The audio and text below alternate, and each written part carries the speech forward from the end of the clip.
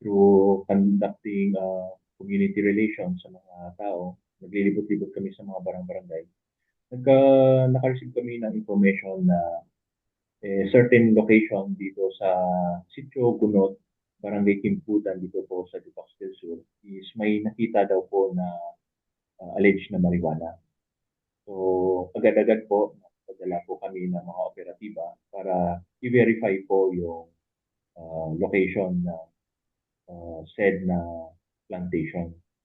So, nung pinuntahan po ng ating operatiba at na-confirm na meron nga po talagang plantation dito, nag-conduct agad po tayo ng coordinating meeting with PIDEA, second Nueva Vizcaya Maneuver Force at Provincial Intelligence Unit dito po sa station natin. And nagkaroon po tayo na briefing bago sa operation and nag-conduct po tayo agad ng operation. So, madaling araw kinabukasan agad, nilakad na po namin yung location pinagsasabihan na plantation na po ng marijuana. And nung andun nga kami, medyo tumambang sa amin sa luwang na plantation actually na marijuana. Sa plantation na to, maraming stages actually. Sa first stage is yung talagang medyo maluwang na nakikita mo is namumulaklak na, namubunga yung mga nakikita namin doon. Sa ibang section or stages naman ng plantation na to, makikita mo is medyo mas maluwang pa actually na nursery ng marijuana po. So, agad-agad po tayong nag-conduct ng eradication. In-approve po natin yung mga marijuana plants and through the presence of the media, the DOJ and representatives from the barangay, sinunod po natin yung mga halaman. And nagbabalak nga po kami na magkaroon ng operation para to ensure na hindi po babalikan yung mga sunod.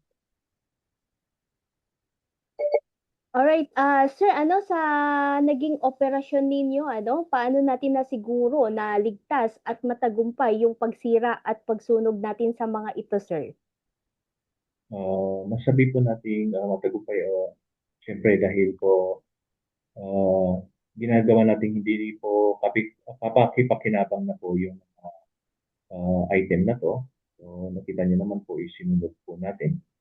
And at the same time po is in-ensure po natin hindi na po babalikan ng mga tao yung area kasi siyempre the main presence po ng PNP doon na galing na tayo doon is namarkaan na po ng mga tao na yung area na yun is actually may illegal na nangyari. So, alamang, dadalawin ng PNP po pala sa lahat. Right. Sir, sa pangyayaring ito, may naaresto po ba tayo o may mga natukoy ba tayong individual sa likod ng taniman ng nasabing marijuana, sir? So, during the conduct operation, wala po tayong nabutan na tao.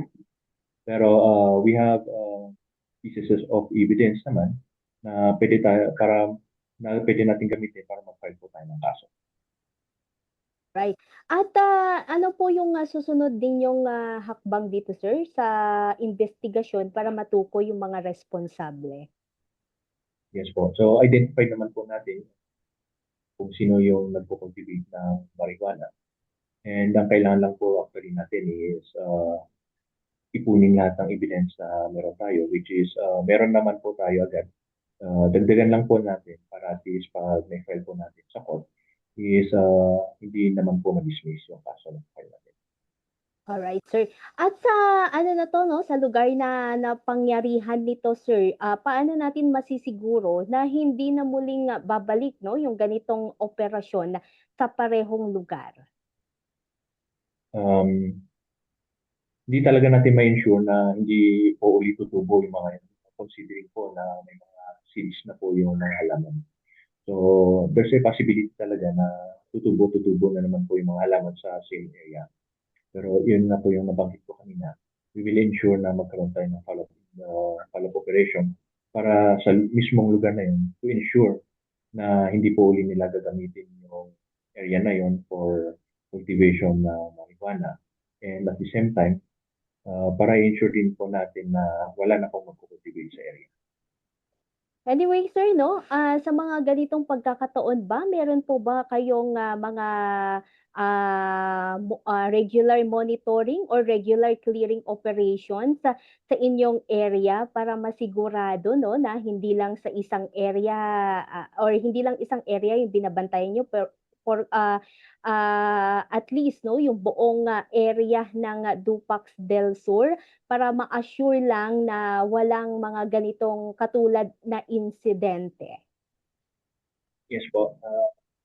Nagkakandak po tayo ng community-based intel gathering actually. Since kukunti lang naman ang kapulisan ng Dupax del Sur compared sa area, ginagawa po natin is nagpapatulong po tayo sa community, no? Para mabantayan yung kabuuan ng Dupax del Sur. So through the support of the community, nalalaman po natin lahat ng mga illicit or mga illegal na nangyayari sa area natin. And through them, namomonitor po natin ang mga ganito. So actually, itong ginawa natin internet education is